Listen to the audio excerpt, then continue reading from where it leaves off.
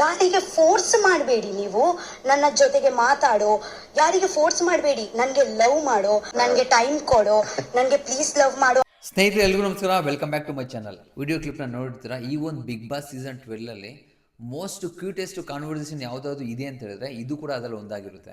ಈ ಒಂದು ಕಾನ್ವರ್ಸೇಷನ್ ಯಾವ ಒಂದು ಸಿಚುವೇಶನ್ ಅಲ್ಲಿ ಆಯಿತು, ಈ ಒಂದು ಮಾತುಗಳಿಂದಿರುವಂತಹ ಉದ್ದೇಶ ಏನು, ಪ್ರತಿಯೊಂದು ತಿಳಿಸ್ಕೊಡ್ತೀನಿ. ಅದಕ್ಕೂ ಮುಂಚೆ ದಯವಿಟ್ಟು ಯಾರೆಲ್ಲ ವಿಡಿಯೋ ನೋಡ್ತಿರೋ ಮೊದಲು ಲೈಕ್ ಮಾಡಿ ಸಬ್ಸ್ಕ್ರೈಬ್ ಮಾಡ್ಕೊಳ್ಳಿ. ಅಟ್ಲೀಸ್ಟ್ 200 ಲೈಕ್ಸ್ ಈ ವಿಡಿಯೋ ಎಕ್ಸ್ಪೆಕ್ಟ್ ಮಾಡ್ತಾ ಇದ್ದೀನಿ. ಸ್ಕಿಪ್ ಮಾಡಿದ ವಿಡಿಯೋ ಕೊನೆವರೆಗೂ ನೋಡಿ, ತುಂಬ ಇಂಟ್ರೆಸ್ಟಿಂಗ್ ಆಗಿರುತ್ತೆ. ನಾನು ಎಪಿಸೋಡಲ್ಲಿ ನೋಡಿರೋರಿಗೆ ತುಂಬ ಚೆನ್ನಾಗಿ ಇದು ಕನೆಕ್ಟ್ ಆಗಿರುತ್ತೆ.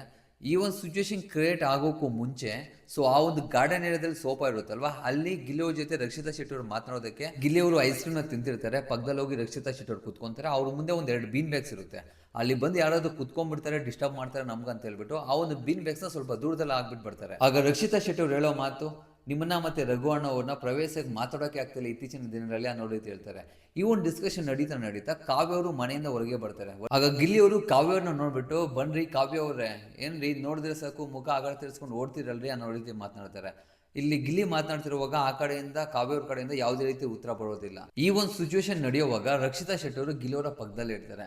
ಅವರ ಮನಸ್ಸಲ್ಲಿ ಏನ್ ಅನ್ಸ್ತೋ ಗೊತ್ತಿಲ್ಲ. ಇದಾದ್ಮೇಲೆ ನೆಕ್ಸ್ಟ್ ಕ್ಲಿಪ್ ನಮಗೆ ಆ ಅಡಿಗೆ ಮನೆ ಪಕ್ಕದಲ್ಲಿರುವಂತಹ ಸೋಫಾ ಮೇಲೆ ರಘು ಅವರು, ಗಿಲ್ಲಿ ಅವರು, ರಕ್ಷಿತಾ ಶೆಟ್ಟಿ ಅವರು ಕೂತ್ಕೊಂಡಿರ್ತಾರೆ. ಇದಕ್ಕೂ ಮುಂಚೆ ಆಚೆ ನಡೆದಿರುವಂತಹ ಘಟನೆನ ಮನಸ್ಸಲ್ಲಿ ಇಟ್ಕೊಂಡು ಗಿಲ್ಲಿ ಅವರಿಗೆ ರಕ್ಷಿತಾ ಶೆಟ್ಟಿ ಅವರು, ಆಸ್ ಎ ಫ್ರೆಂಡ್ ನಿಂಗೆ ಒಂದು ಸಜೆಷನ್ ಮಾಡ್ತೀನಿ, ನಾನೊಂದು ನಿಂಗೆ ಒಂದು ಮಾತು ಹೇಳ್ತೀನಿ.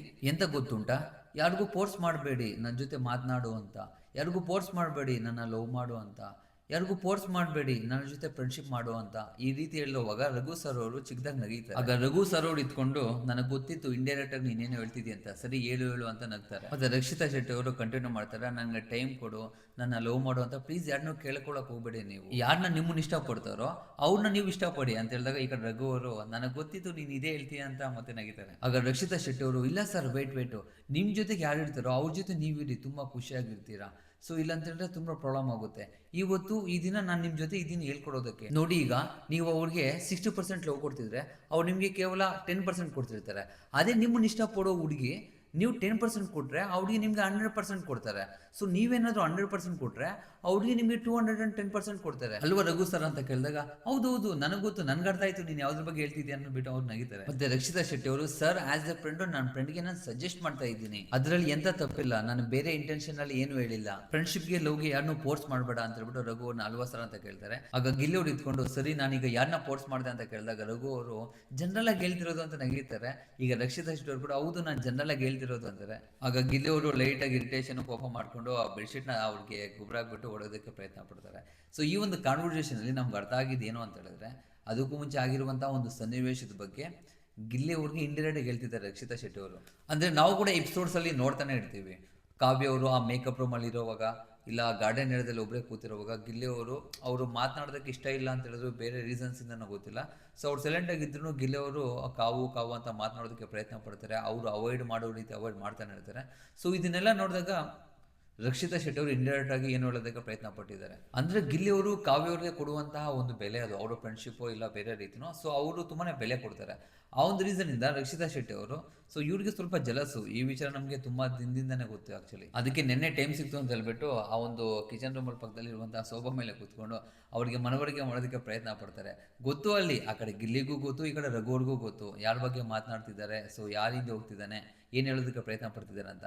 ಬಟ್ ಈ ಹೆಸರು ಬಳಕೆ ಮಾಡಿದ್ರೆ ಕ್ಲೆವರ್ ಆಗಿ ಹೇಳೋದಕ್ಕೆ ಪ್ರಯತ್ನ ಪಟ್ಲು. ಬಟ್ ಒಂದು ಕನ್ಫ್ಯೂಷನ್ ಏನು ಅಂತ ಹೇಳಿದ್ರೆ, ಕಾವ್ಯನ ಗಿಲ್ಲಿ ಅವರು ಇಷ್ಟಪಡ್ತಿದ್ದಾರೋ ನಿಜವಾಗ್ಲೂ, ಇಲ್ಲ ಅಂತ ಹೇಳಿದ್ರೆ ಒಂದು ಕಂಟೆಂಟ್ಗೋಸ್ಕರ ಮಾಡ್ತಿದ್ರು, ನಿಜವಾಗ್ಲೂ ಮಾಡ್ತಿದ್ರು, ನಮ್ಗೆ ಯಾರಿಗೂ ಕ್ಲಾರಿಟಿ ಇಲ್ಲ, ಕನ್ಫ್ಯೂಷನ್ ಕೂಡ ಇದೆ.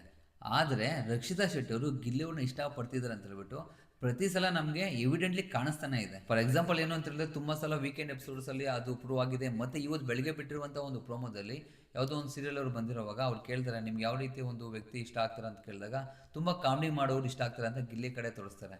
ಬಟ್ ರಕ್ಷಿತಾ ಅವರು ಡೈರೆಕ್ಟ್ ಆಗಿ ತೋರಿಸ್ಕೊಂತಿಲ್ಲ. ಅವ್ರು ತೋರಿಸುವಂತಹ ಒಂದು ಗೆಸ್ಟರ್ಸ್ ಅಲ್ಲಿ, ಅವ್ರು ಮಾಡುವಂತಹ ಒಂದು ಆಕ್ಟರ್ ಅಲ್ಲಿ, ಮಾತನಾಡುವಂತಹ ಮಾತಲ್ಲಿ ಗಿಲ್ಲೋರ್ ಮೇಲೆ ತುಂಬಾನೇ ಪ್ರೀತಿ ಇದೆ ಅನ್ನೋ ರೀತಿ ಕಾಣಿಸ್ತಾನೆ ಇದೆ. ಅಪ್ಪಿ ಏನಾದರೂ ಕಾವ್ಯ ಅವರು ಮಿಡ್ ವೀಕ್ ಎಲಿಮಿನೇಷನ್ ಆಗ್ಬಿಟ್ರೆ ಯಾರೆಷ್ಟು ಖುಷಿ ಬೀಳ್ತಾರೆ ಗೊತ್ತಿಲ್ಲ. ರಕ್ಷಿತ್ ಅವ್ರು ಮಾತ್ರ ತುಂಬಾನೇ ಖುಷಿ ಪಡ್ತಾರೆ. ಇನ್ನು ಮಿಕ್ಕಿರುವಂತಹ ಒಂದು ವಾರದಲ್ಲಿ ಗಿಲ್ಲಿ ಜೊತೆ ನಾನು ಒಬ್ಳೇ ಇರ್ಬೋದು ಅಂತ ಸಖತ್ ಹ್ಯಾಪಿ ಫೀಲ್ ಆಗ್ತಾರೆ ಅವರು. ಅವ್ರವ್ರು ಇಷ್ಟಾಗಲಿ ಅವ್ರವ್ರದ್ದು ನಾವೇನು ಮಾಡೋಕ್ಕಾಗಲ್ಲ. ಸ್ನೇಹಿತರೆ, ನಿಮಗೆ ಕಾವ್ಯ ಮತ್ತು ಗಿಲ್ಲಿ ಜೋಡಿ ಇಷ್ಟ ಆಗುತ್ತಾ, ಇಲ್ಲ ಅಂತ ಹೇಳಿದ್ರೆ ಗಿಲ್ಲಿ ಮತ್ತು ರಕ್ಷಿತಾ ಶೆಟ್ಟಿ ಅವ್ರದ್ದು ಜೋಡಿ ಇಷ್ಟ ಆಗುತ್ತಾ? ದಯವಿಟ್ಟು ಕಮೆಂಟ್ ಮೂಲಕ ಪಿನ್ ಮಾಡಿ. ರಾತ್ರಿ ಒಂದು ಎಪಿಸೋಡಲ್ಲಿ ರಕ್ಷಿತಾ ಶೆಟ್ಟಿ ಅವರು ಗಿಲ್ಲಿ ಅವ್ರಿಗೆ ಆ ರೀತಿ ಒಂದು ಮಾತುಗಳು ಹೇಳೋದಕ್ಕೆ ಏನು ಕಾರಣ ಆಗಿರ್ಬೋದು? ಒಂದು ಜಲಸ್ ಅಂತೀರಾ, ಇಲ್ಲ ಅಂತ ಹೇಳಿದ್ರೆ ಒಂದು ಪ್ರಿನ್ಸಿಪಲ್ ಹೇಳ್ತಿದ್ದೀರಾ? ಸೊ ಯಾವ ರೀತಿ ಹೇಳ್ತಿದ್ದಾರೆ ದಯವಿಟ್ಟು ಕಮೆಂಟ್ ಮೂಲಕ ತಿಳಿಸ್ಕೊಡಿ. ಇದು ಈ ವಿಡಿಯೋದ ವಿಚಾರ. ಮುಂದಿನ ವಿಡಿಯೋದಲ್ಲಿ ಸಿಗ್ತೀನಿ. ಅಲ್ಲಿವರೆಗೂ ಟೇಕ್ ಕೇರ್, ಬೈ ಬಾಯ್.